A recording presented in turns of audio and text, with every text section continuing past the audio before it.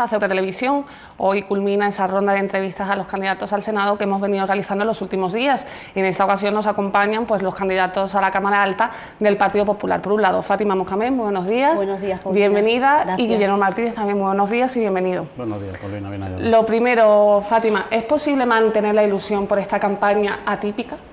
Es posible y de hecho el Partido Popular, aunque cueste, la seguimos manteniendo. Yo creo que hay mucha gente ilusionada porque después de vivirlas del 20 de diciembre saben que si aquellas eran importantes, estas lo son todavía muchísimo más. Desde luego el equipo del Partido Popular, y no solamente Juan, Guillermo y yo, sino todas las personas que llevamos detrás día a día en el puerta a puerta, es increíble verlos, la alegría que esbozan cuando se encuentran con la ciudadanía y son capaces de decirle con una sonrisa en la cara: esto es importante, es necesario que vayáis a votar, nos da igual a quién votéis, pero por favor id a votar, y si votáis al PP, como dice nuestro buen amigo Juan, ya lo bordáis. Y entonces, eso sí lo muestran día a día, y es importante también hacer referencia a cómo la ciudadanía nos está recibiendo. Si es cierto que nos comentan que tienen cierto hastío, que están cansados, que han visto durante... ¿Cómo se lucha contra eso, Fátima, desde una formación política? Tú lo has dicho, Paulina, con ilusión.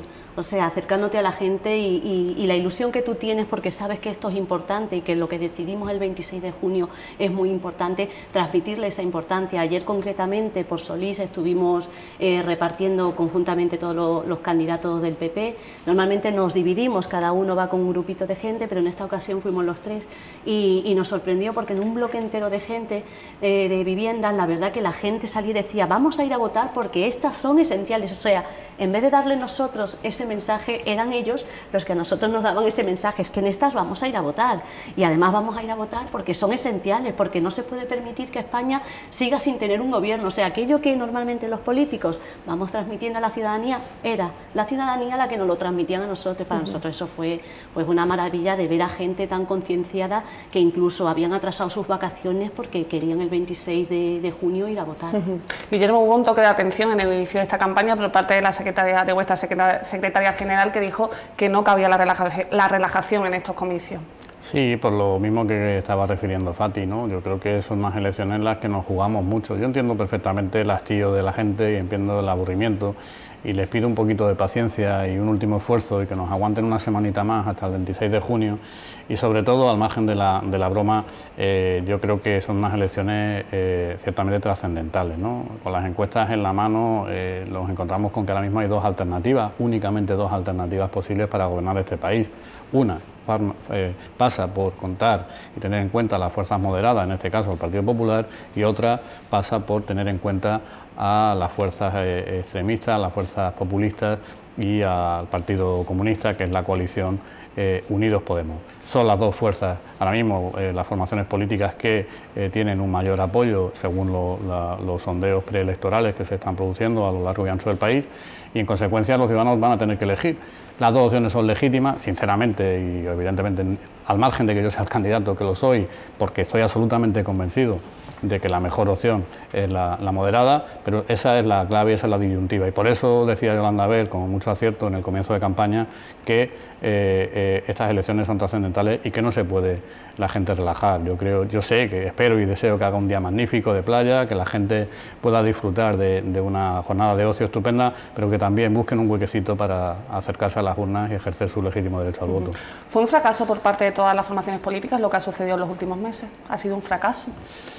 Probablemente sí, lo podamos considerar un fracaso. Responsabilidad de todos los partidos. Evidentemente, responsabilidad de todos, pero yo creo que en nuestra legítima defensa tenemos que apelar que nosotros hemos hecho todo lo que hemos podido hacer, porque es que no nos han dejado hacer más.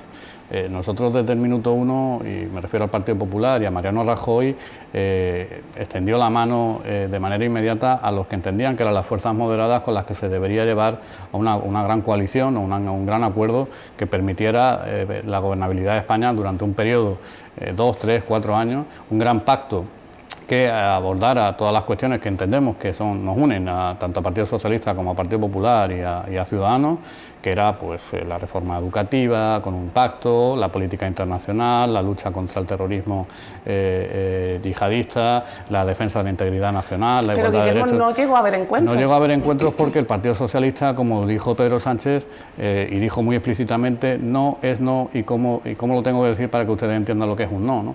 Y lo dijo hasta 17 veces, porque hasta 17 veces el Partido Popular intentó llegar a un acuerdo con el Partido Socialista. Ellos, en cambio, decidieron ponerse en manos de Ciudadanos, sabiendo de manera clara y previamente y preconcebida que no iban a obtener una mayoría suficiente, salvo que se pusieran de acuerdo con Podemos.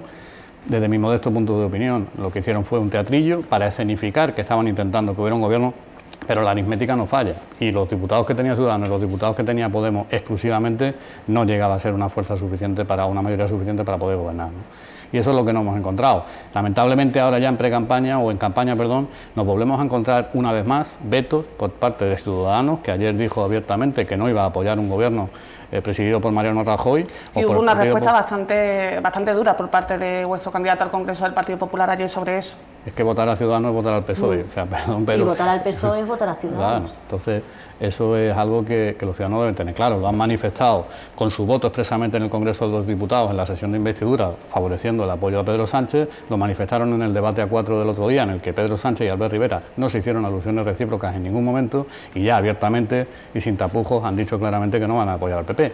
En definitiva, que nadie considera a Ciudadanos la marca blanca del PP, Ciudadanos es la marca blanca del PSOE. Pero siempre habéis apoyado esa gran coalición de partidos. Y seguimos apoyándola. Es que creemos que si el 26 de junio no conseguimos una mayoría suficiente para gobernar, o no tenemos los apoyos suficientes para gobernar, aunque sea en minoría, nosotros vamos a ser coherentes y vamos a seguir abogando por lo que creemos que es bueno para España. Creemos que el Partido Socialista, que ha sido un partido que también ha gobernado a nivel nacional, que tiene experiencia, creemos que conjuntamente podemos hacer cosas muy interesantes y muy importantes. No obstante, yo agradezco que a día de hoy ya se sepa, las cartas estén boca arriba y se sepa a quién va tu voto dirigido cuando vayas a la urna a depositarlo. Y obviamente nos parece claro que, como ha dicho Guillermo, ahora mismo votar al PSOE es votar a Ciudadanos, y votar a Ciudadanos es votar a PSOE. Que la gente tenga claro a quién va a depositar su voto y a quién quiere votar realmente. Y fíjate, quizás se lo alabo, ¿no?, que hayan puesto ya las cartas sobre la mesa y que hayan dicho esto es lo que nosotros queremos, más que nada porque no es bueno tomarle el pelo a la ciudadanía. ¿Os ha sorprendido ese endurecimiento del tono por parte de Ciudadanos? Muchísimo. Mira, sobre todo en el debate A4, no sé si recordáis, la parte concretamente de la corrupción fue increíble. Allí todos fueron a degüello con Mariano Rajoy, concretamente Ciudadanos estuvo muy duro. Sin embargo, Ciudadanos no se acordó de la corrupción del PSOE.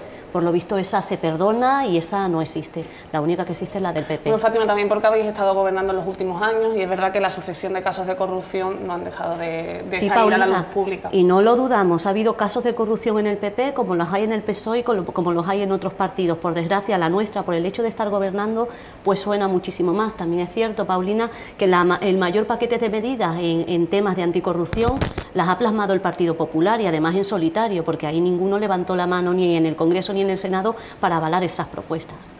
Guillermo, ¿debe votar la lista más votada o la que tenga más apoyos parlamentarios? Bueno, yo creo que el escenario nos va a llevar probablemente a que la lista más votada, de la que tenga más apoyos parlamentarios o más escaños, sea la misma. Yo personalmente considero, y además nuestro programa electoral, el partido lo lleva reflejado para las elecciones locales, que debe gobernar la lista más votada, porque es la que ha obtenido el mayor respaldo de los ciudadanos. En las últimas elecciones el Partido Popular obtuvo 7,5 millones de votos, y la siguiente fuerza, que fue el Partido Socialista, obtuvo 2 millones y pico largos menos de votos que el Partido Popular. Luego, el que está legitimado desde nuestro punto de vista para gobernar, y así ha sido además a lo largo de la historia de la democracia en cuanto a las elecciones generales se refiere, el partido que tenga mayor número de votos. Y espero y deseo que ese sea el posicionamiento final. No obstante, yo creo que los ciudadanos nos van a volver a dar un mandato de acuerdo, porque es previsible que no tengamos una mayoría absoluta que nos permita gobernar en solitario o una mayoría lo suficientemente holgada. Y también ya hemos ofrecido, para claridad de todos los ciudadanos, que nuestro planteamiento va a ser muy similar al del 21 de diciembre, ofrecer un gran pacto como el que se está produciendo, por otro lado, en los principales países de la Unión Europea, como Alemania o como se ha producido en otros países en Austria o en otros países de la Unión Europea. Un gran pacto que además yo creo que le viene bien a los ciudadanos. Yo creo que los ciudadanos moderados agradecen eso, es decir, agradecen que no se reforme la ley de educación cada 4 años en función de si gobierna el Partido Popular o el Partido Socialista. Quieren que nos sentemos de una vez por todas y digamos, no, vamos a hacer una ley de educación que dure 12 años, que la evaluemos dentro de 12 años y de nuevo por consenso dentro de 12 años la cambiemos si hay que cambiarla o la mejoremos. Pero no estemos tirándonos los trastos a la cabeza. Eso es lo que propone el Partido Popular y eso es lo que yo creo que quieren la gran mayoría de los ciudadanos. Llama mucho la atención eso ahora, esa vocación de pacto, cuando es verdad que se os ha reprochado mucho al Partido Popular que en la legislatura precisamente habéis, teniendo mayoría absoluta, no habéis dado lugar a ningún consenso con el resto de formaciones políticas, por ejemplo, la ley educativa. Yo ahí te rectifico, yo creo que los demás partidos no querían tener ese consenso con el Partido Popular y a la vista lo estamos teniendo ahora mismo, todavía no se ha manifestado la ciudadanía y ya se están plasmando los diferentes pactos que va a haber en los que desde luego el Partido Popular, nadie quiere que esté el Partido Popular, donde además se deslegitima a nuestro candidato, que les guste o no a los demás partidos, pues ha obtenido el aval en el 20 de diciembre de más de 7,5 millones de votantes, que a mí eso sí que me parece una falta de respeto al ciudadano y a la ciudadana que ese día fue a votar y depositó su confianza en el Partido Popular. Creo que los pactos son importantísimos, creo que los pactos no solamente tienen que promoverlos aquellos que estén votando, sino también, aquellos que gobiernan, sino también aquellos que están en la oposición tienen que estar abiertos a realizar ese pacto. Sí es cierto que al PP le ha resultado muy difícil, estando en el gobierno, llegar a consensos con las demás fuerzas políticas. Lo que te he comentado antes, Paulina, las medidas anticorrupción, el mayor paquete de anticorrupción, de medidas anticorrupción, y las votó el Partido Popular en solitario, nadie lo apoyó. Ahora todo el mundo sigue quejándose de que hay corrupción, pero claro, ninguno ha votado para que el que la hace la paga, y no solamente que la pague, sino también que devuelva todo lo que se ha llevado. Guillermo, hablábamos del endurecimiento de la campaña. Precisamente esta mañana ha llegado una noticia del PSOE de Ceuta, que ha denunciado ante la Junta Electoral Provincial al gobierno del Partido Popular, cito textualmente porque ha llegado hace escasos minutos. En los periódicos El Pueblo de Ceuta y El Faro, en la edición del pasado miércoles 15 de junio, se publicó una publicidad, página completa, entre la sección de elecciones del 26 de junio, que corresponde a una campaña publicitaria institucional de la planta desalinizadora, en el que se señala la financiación de los costes del funcionamiento de dicha planta. ¿Qué tiene que decir el Partido Popular ante Bueno, yo creo que es un intento de llamar la atención por parte del Partido Socialista, de tener noticia hoy en algún medio de comunicación, de que, bueno, razonablemente todos os hagáis eco de la denuncia presentada. En otra ocasión fue porque Mariano Rajoy había pedido el voto, en otra ocasión fue porque Juan Vivas lo había pedido el voto antes de las 12 de la noche. Bueno, yo creo que forma parte más del anecdotario de las elecciones generales y un ejercicio por parte del Partido Socialista por intentar tener minutos en los medios de comunicación. Es legítimo, nosotros no jugamos a eso, pero bueno, si ellos consideran que esas son las reglas del juego. En cuanto al fondo del asunto, me parece que es una cosa absolutamente intrascendente, ¿no? Es un anuncio, por lo que tengo entendido y por lo que he oído de tus declaraciones, que realiza Acensa, que es una empresa pública, en cuyo consejo de administración están todas las formaciones políticas. Acensa no es el PP, ni se presenta a las elecciones, es una empresa municipal, como digo, con un consejo de administración constituido por todos los grupos políticos y con una junta general que coincide con el pleno de la Asamblea, ¿no? Yo creo que intentar malinterpretar una campaña de difusión de la desaladora con que esto es un uso político para que Mariano Rajoy sea el presidente del Gobierno de la Nación, sinceramente me parece que es matar moscas a cañonazo.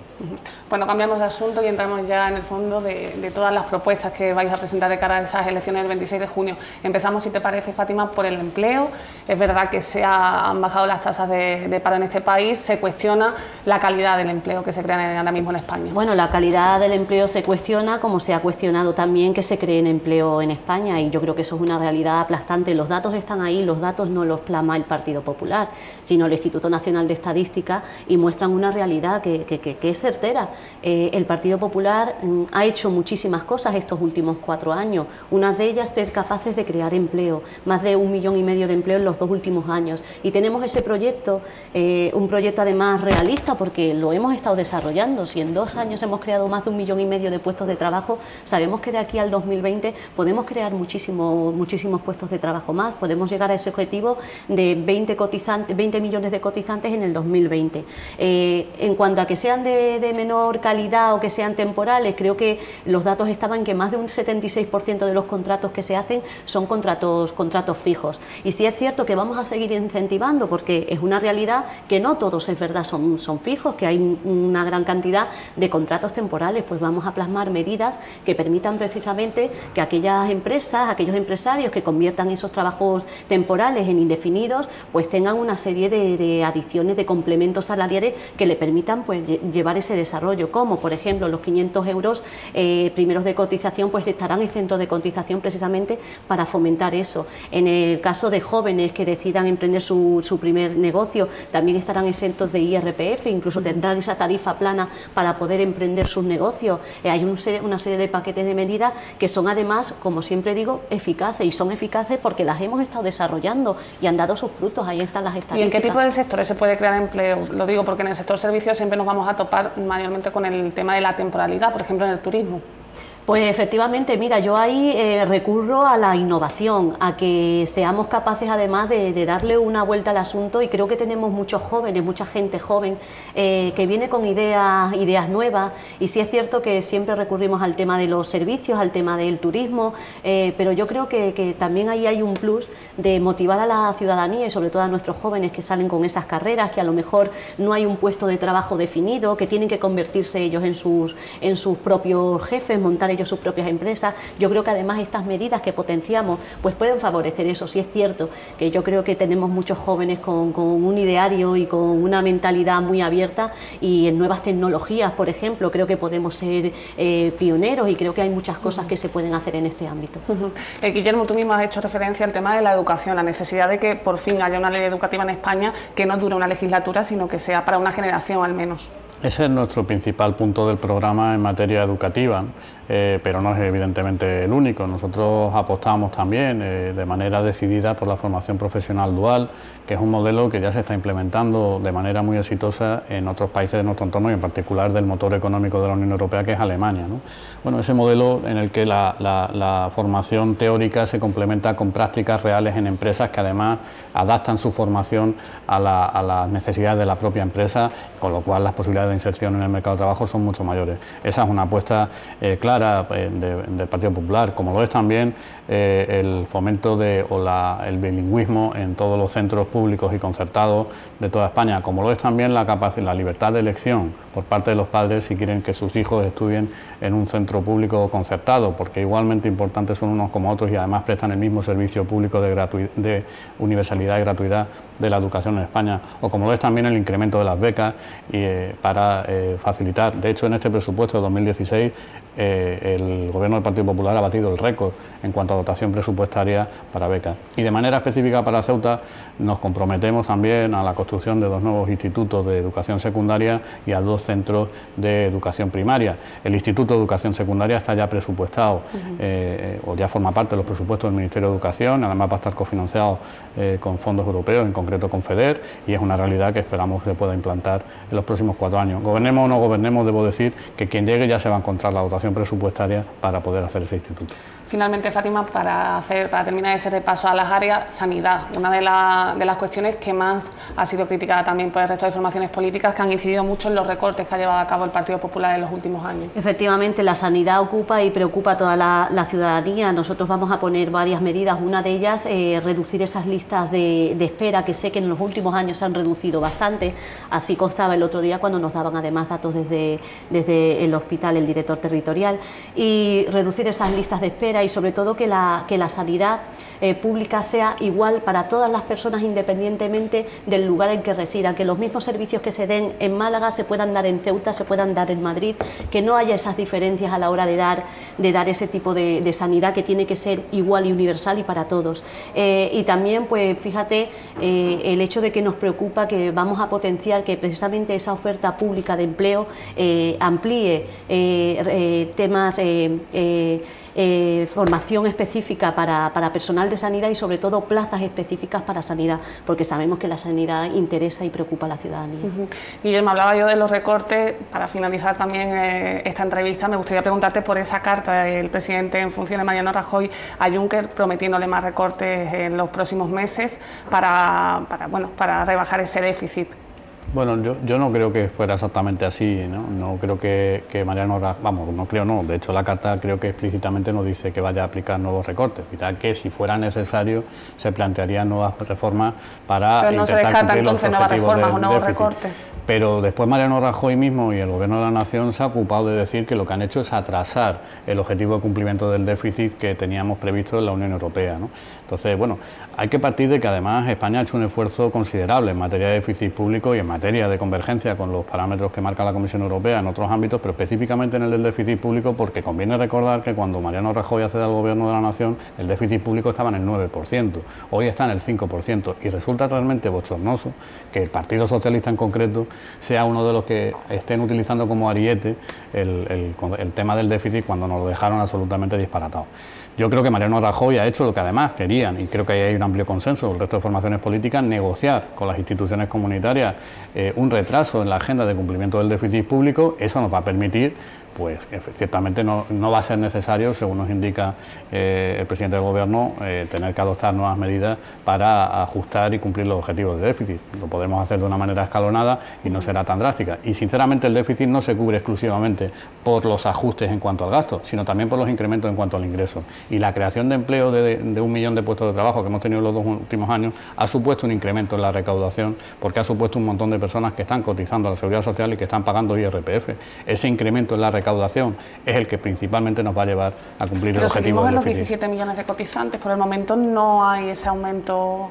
Bueno, se han creado 1 millón de puestos de trabajo en los últimos 2 años. Sí, pero que no se materializan en el mes de mayo concretamente se dieron 198.000 altas en la Seguridad Social. Además, conviene decir que es cierto que quedan todavía 4 millones o casi 4 millones de personas a las que no ha llegado el paro, o sea, el empleo, y es cierto también que no todos los que están trabajando lo están haciendo en las mismas condiciones, en las condiciones que nos gustaría a todos, pero también conviene recordar que un 75%, 3 de cada 4 personas que están trabajando tienen un contrato indefinido, que no nos den los datos y los malinterpreten como quieran. 3 de cada 4 personas que hoy están trabajando en España tienen un contrato indefinido. Bueno, pues muchísimas gracias, Guillermo, por haber estado aquí. Muchas gracias. Fátima también, muchísimas gracias y como les digo a todos, muchísimo ánimo para lo que queda. Muchas gracias, Paulina. Gracias. Muy agradable. Pues hasta aquí la entrevista a los candidatos al Senado del Partido Popular. En los próximos días continuaremos entrevistando a los aspirantes al Congreso de las distintas formaciones. Hasta pronto.